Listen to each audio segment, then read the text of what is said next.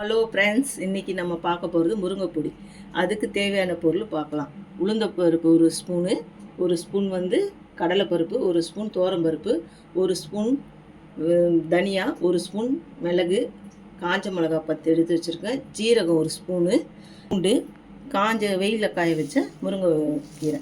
இப்போது பருப்பெல்லாம் வறுக்க போகிறேன். ஸ்டவ் பற்ற வச்சுருக்கேன். அதை வறுக்கிறதுக்கு பாத்திரம் வச்சுருக்கேன். 3 பருப்பும் ஒன்றா போட்டு மிதமான சூட்டில் வறுத்துக்கணும். மிதமான சூட்டில் நல்லா வறுபட்டுருச்சு. 3 பருப்பும் வறுந்துருச்சு. அதை எடுத்துக்கலாம்.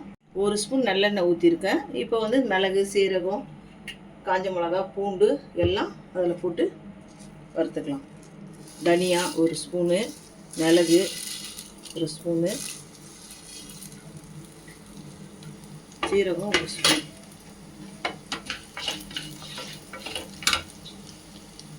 ஜீரகம் 1 ஸ்பூன்,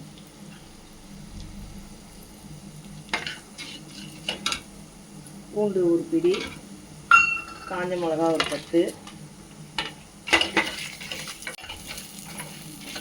அப்படியே கட்டி பெருங்காயம் வந்தாலும் போட்டுக்கலாம், இல்லை தூள் பெருங்காயம். எங்ககிட்ட கட்டி பெருங்காயம் இருக்குது, அதை நான் தூள் பண்ணி போட்டுக்கிறேன். எல்லாம் வறந்து வந்திருக்கு.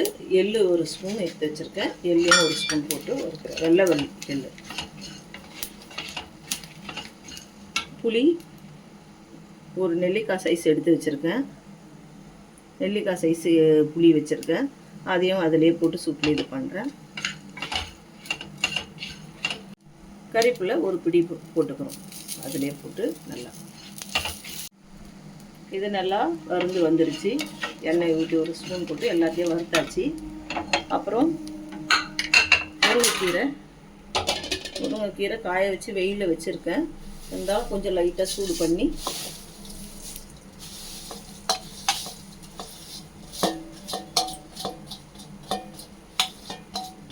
இது கொஞ்சம் லைட்டாக ஹீட் ஆனது.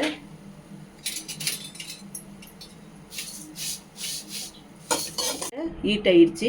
எல்லாம் மிக்சி ஜாரில் போட்டு இதெல்லாம் பவுட்ரு பண்ணி வச்சுக்கலாம்.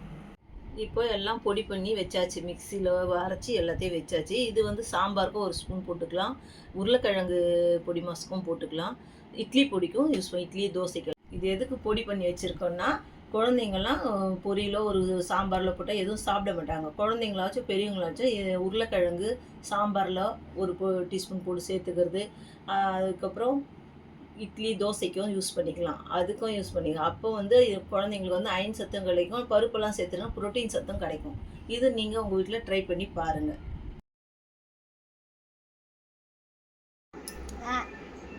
வீடியோ பிடிச்சிருந்தா லைக் பண்ணுங்க, ஷேர் பண்ணுங்க, சேனல் சப்ஸ்கிரைப் பண்ணுங்க.